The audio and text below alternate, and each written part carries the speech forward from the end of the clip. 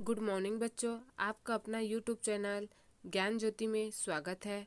आज हम कक्षा 12वीं के केमिस्ट्री से आपके फर्स्ट चैप्टर का थ्योरी इस वीडियो के जरिए लाए हैं, जो कि इस थ्योरी के अंतर्गत आपके विभिन्न प्रकार के क्वेश्चन बनते हैं। जैसे अभी देखते हैं हम लोग इंट्रोडक्शन। पदार्थ प्रत्येक वस्तु जो स्थान घेरता हो, जिसमें द्रव्यमान निहित होता हो, वे पदार्थ कहलाते हैं। चाहे वे वस्तु छोटा सा छोटा क्यों ना हो, बड़ा सा बड़ा क्यों ना हो, जिसमें स्थान घेरने की क्षमता और द्रव्यमान उसमें निहित होता है, वे पदार्थ कहलाते हैं। आपके भौतिक अवस्था के आधार पर पदार्थ के प्रकार देखते हैं। भौतिक अवस्था के आधार पर पदार्थ के प्रकार: पहला ठोस, द्रव और गैस। चौथी अवस्था भी मानी जाती है जिसको हम प्लाज्मा कहते हैं, जिसके अंतर्गत आज हम ठोस अवस्था के बारे में देखेंगे। आपका ठोस पदार्थ के अभिलक्षण निम्नानुसार होते हैं। पहला, इनका द्रव्यमान, इनका आयतन और आकार निश्चित होता है, अर्थात जो ठोस रूप होते हैं उसमें द्रव्यमान, आयतन और आकार सभी एक निश्चित होते हैं, निश्चित ही रहते हैं। सेकंड, इनमें जो अवयवी कण होते हैं वे घनिष्ठ संकुलित होते हैं। अवयवी कण अर्थात आपके अणु, परमाणु, आयन, ये सभी आपस में नज़दीक नज़दीक एक नियमित क्रम पर व्यवस्थित होते हैं, जिनके कारण ये अत्यधिक कठोर भी होते हैं। आपका इनके अवयवी कण में स्थानांतरित गति नहीं होते। इनके जो अवयवी कण होते हैं, अणु हो सकते हैं, परमाणु हो सकते हैं, आयन हो सकते हैं, वे अपने स्थान से अन्य स्थान पर गति नहीं कर सकते। भले ही अपने स्थान पर वो दोलन कर सकते हैं। इसका कारण होता है कि वे घनिष्ठ संकुलित अवस्था में होते हैं, आपस में एक दूसरे से जुड़े हुए होते हैं, उनमें रिक्तिकाएं की कमी होती है। ये दृढ़ और असंपीड्य होते हैं। ये अवयवी कण आपस में प्रबल आकर्षण बल के कारण जुड़े होने के कारण ये कठोर व असंपीड्य होते हैं।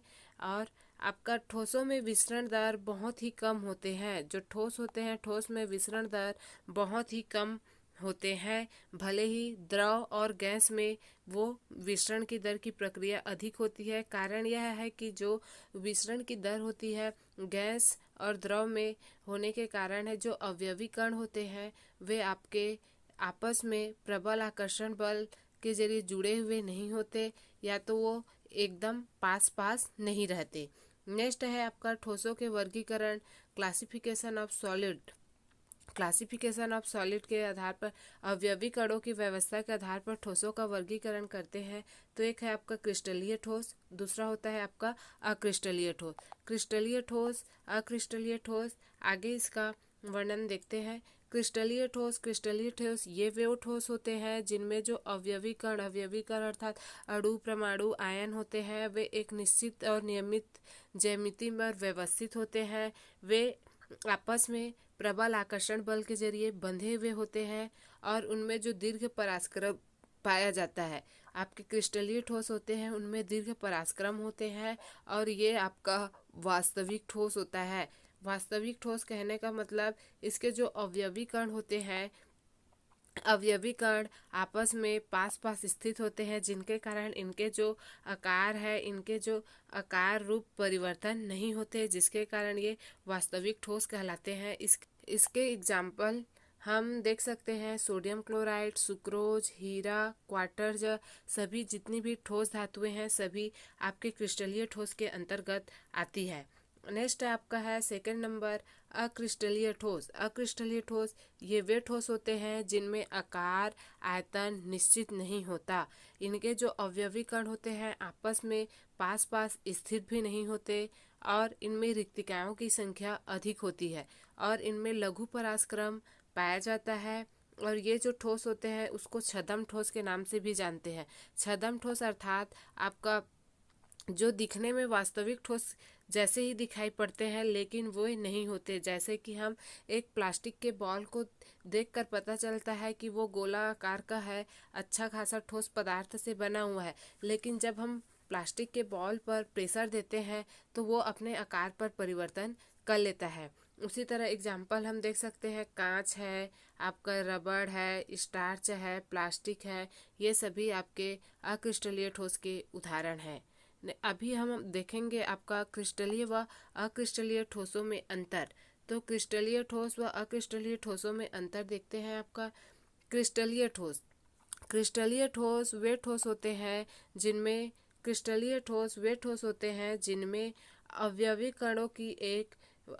कणों की जो व्यवस्था है वो निश्चित व नियमित होती है, जिनके कारण इनके जो आकार प्रकार है वो परिवर्तन नहीं होते। जबकि अक्रिस्टलीय ठोस में देखें तो इनमें जो अवयवी कण होते हैं उनकी व्यवस्था एक निश्चित व नियमित क्रम पर नहीं पाया जाता, जिसके कारण इसके प्रकार परिवर्तन हो सकते हैं। इसके जो आकार है प्रकार है उसमें परिवर्तन दिखाई पड़ते हैं। क्रिस्टलीय ठोस इनमें दीर्घ पराश्रम होता है, जबकि अक्रिस्टलीय ठोस में लघु पराश्रम होता है। जबकि क्रिस्टलीय ठोस आपके वास्तविक ठोस होते हैं, अक्रिस्टलीय ठोस छद्म ठोस होते हैं। इसमें हम देखा जाए तो आपके जो क्रिस्टलीय ठोस होते हैं वे निश्चित गलनांक होते हैं, एक निश्चित टेम्परेचर पर वो गलते हैं, जबकि आपके अक्रिस्टलीय जो ठोस होते हैं उनके कोई निश्चित गलनांक नहीं होते। आगे हम इसकी एग्जाम्पल देखते हैं। सोडियम क्लोराइड, सुक्रोज, हीरा ये सभी आपके क्रिस्टलीय ठोस के अंतर्गत आते हैं और अक्रिस्टलीय ठोस के अंतर्गत कांच है, रबड़ है, प्लास्टिक है, ये सभी अक्रिस्टलीय ठोस के अंतर्गत आते हैं। आपका नेक्स्ट जो टॉपिक है क्रिस्टलीय ठोसों का वर्गीकरण। नेक्स्ट टॉपिक है आपका क्रिस्टलीय ठोसों का वर्गीकरण। तो अवयवी कणों और उनके मध्य लगने वाले बलों के आधार पर हम वर्गीकरण देखते हैं। तो ये 4 प्रकार होते हैं। तो जो अवयवी कण होते हैं और उनके बीच जो अवयवी कण को आपस में बांध कर रखता है, ये बल के आधार पर देखें तो ये 4 प्रकार के होंगे। पहला है आपका आणविक ठोस, आणविक ठोस जिसको मॉलिक्यूलर सॉलिड कहते हैं। दूसरा है आपका आयनिक ठोस जिसे हम आयनिक सॉलिड कहते हैं। और आपका तीसरा है सहसंयोजक ठोस जिसे कोवैलेंट सॉलिड कहते हैं। चौथा है आपका धात्विक ठोस जिसे हम मेटालिक सॉलिड कहते हैं, मेटालिक सॉलिड कहते हैं। तो इन अवयवी कण के नाम के आधार पर हम कह सकते हैं कि इनमें कौन कौन से अवयवी कण जुड़े हुए होते हैं। तो देखते हैं आगे आपका आणविक ठोस, आणविक ठोस अर्थात मॉलिक्यूलर ठोस। मॉलिक्यूलर ठोस वे इन ठोसों में जो अवयवी कण होते हैं वे अणुओं के होते हैं। जो अवयवी कण बने होते हैं मॉलिक्यूलर ठोस में वे आपके अणुओं के होते हैं। ये 3 प्रकार के होते हैं। पहला अध्रुवीय आणविक ठोस, दूसरा ध्रुवीय आणविक ठोस, तीसरा आपका हाइड्रोजन बंध वाले आणविक ठोस। ये आपस में जो अध्रुवीय आणविक ठोस है, ध्रुवीय आणविक ठोस है और हाइड्रोजन बंध है। तो हम देखते हैं आपके जो अवयवी कण होते आणविक ठोस होते हैं वे आपके जो अवयवी कण होते हैं आपस में विषण तथा लंदन बल के जरिए आपस में एक दूसरे को बांध कर रखते हैं। आपका नेक्स्ट देखते हैं आयनिक ठोस।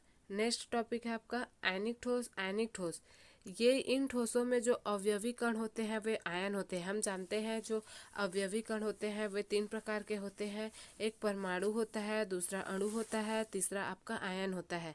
तो हम आयनिक ठोस में देखते हैं आपका जो अवयवी कण होंगे वे आयन होते हैं और जो आयनिक ठोस होते हैं, आयनिक ठोस में प्रत्येक आयन त्रिविम में एक निश्चित संख्या में अपने विपरीत वाले आवेश, जो धन है वो ऋण के साथ, ऋण है वो धन के साथ आपस में घिरे हुए होते हैं, जिन्हें हम आयनिक ठोस कहते हैं। आयनिक ठोस के एग्जाम्पल पे हम देख सकते हैं आपके सोडियम क्लोराइड, जिंक सल्फाइड जिसमें सोडियम आपके प्लस चार्ज पे रहेगा, क्लोराइड आपके माइनस चार्ज पे रहेगा, और जिंक सल्फाइड जिंक जिसमें आपके प्लस चार्ज पर और आपके जो सल्फर है वो माइनस चार्ज पर।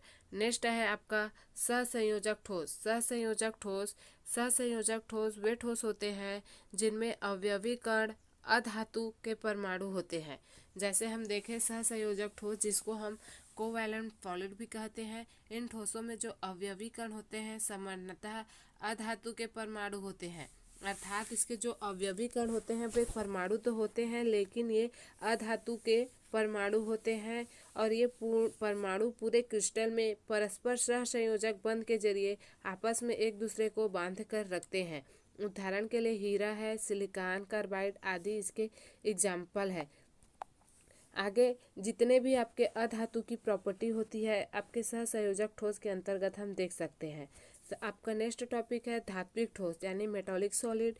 इन ठोसों में जो अवयवी कण होते हैं वे धात्विक आयन के होते हैं, अर्थात जो परमाणु होते हैं वे धातु के परमाणु द्वारा उत्पन्न होते हैं और ये आपस में एक दूसरे से धात्विक बंध के जरिए जुड़े होते हैं। इनमें जो प्रॉपर्टी होती है वो आपके पूर्ण रूप से जो धातु होते हैं उनसे जुड़े हुए होते हैं। जैसे एग्जाम्पल के लिए कॉपर है, जिंक है, सोडियम है, एल्युमिनियम है, ये सभी आपके धात्विक ठोस के अंतर्गत आती है।